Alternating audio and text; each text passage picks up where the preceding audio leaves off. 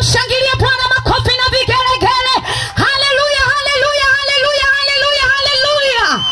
Ongeza makofi na vigelegele kwa Bwana Yesu aliye hai. Haleluya, haleluya. Namshukuru Mungu aliachilia neema na kibali jioni ya leo kusimama mbele yako watu wa Tegeta A. Jina la Bwana libarikiwe. Kwa majina yangu ninaitwa Elina Luvinga. Nimeokoka na mpenda Yesu, lakini nina safari ya kwenda mbinguni. Haleluya, haleluya. Tulikuwa na siku ya kwanza ambayo ilikuwa Alhamisi. Mtumishi wa Mungu alisimama akasema habari zitokazo kinywani mwa Mungu. Tulikuwa na siku ya pili ambayo ilikuwa Ijumaa. Pia mtumishi wa Mungu mwingine akasema habari za wokovu. Tulikuwa na siku ya tatu ambayo kuna mtumishi wa Mungu pia alisimama akasema habari za wokovu. Lakini leo ni siku ya nne. Bwana anataka kusema na wewe, mtu wa Tegeta. Bwana na makusudi na wewe, mtu wa Tegeta. Bwana na makusudi na wewe, mtu wa Dar es Salaam. Bwana na makusudi na wewe unayesikia sauti. Haleluya, haleluya.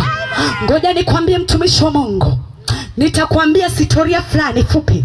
Katika kitabu cha Mwanzo, Biblia inaniambia ya kwamba hapo mwanzo Mungu alimuumba mwanadamu, akamfanya kwa sura na mfano wake, akamuumba mwanamume na mwanamke. Hao aliwaumba, lakini Biblia inaniambia ya kwamba akawaweka kwenye bustani ya Eden. Lakini baada ya kuwaweka, Biblia inaniambia ya kwamba kulikuwa na nyoka, na yule nyoka alikuwa mwelevu. Kwa sababu alikuwa ni mwelevu, alikuwa na roho ya udanganyifu. Kwa sababu yule nyoka ni ibilisi, akachukua nafasi ya kumdanganya yule mwanamke.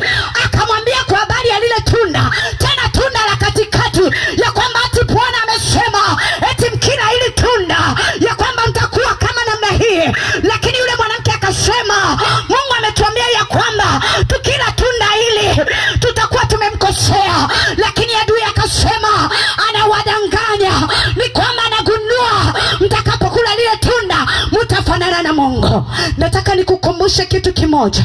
Mungu alipomuumba mwanadamu, alimuumba kama rafiki, tena alimuumba kama mwana mpendaye, akampulizia pumzi. Biblia inaniambia ya kwamba hakuumba ng'ombe akafanana na Mungu, hakuumba mbuzi akafanana na Mungu, hakuumba samaki akafanana na Mungu, lakini alimfanya mwanadamu ambaye ana sura na mfano wa Mungu, ili kusudi amiliki na kutawala. Hivyo Mungu alitupenda tokea mwanzo kuumbwa kwa dunia. Mungu alionyesha upendo kwa mwanadamu, lakini kwa sababu kulikuwako na yule adui, kwa sababu ana wivu na mwanadamu, hatamani kupendelewa na Mungu, akaona kwamba atapata raha, ndipo akaingiza kisulari kumdanganya yule mwanamke, ili kusudi mwanadamu afarakane na Mungu aliye hai. Lakini nataka nikwambie jioni leo, Mungu wetu bado anatupenda. Mungu wetu bado anatupenda hata kama tulifarakana naye kipindi kile cha baba yetu Adamu. Biblia inaniambia ya kwamba Mungu hakumwacha mwanadamu apotee, bali alikuwa anafikiria namna ya kuweza kumkomboa mwanadamu. Unaweza ukadondesha makofi na vigelegele kwa Mungu. Haleluya, haleluya. Nataka nikwambie mtu wa Dar es Salaam, Mungu anakupenda. Mungu anakupenda, tena anakusamini.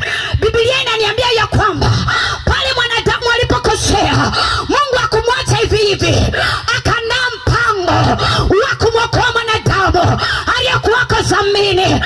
Akachukua yule mwana kondoo, akamchinja,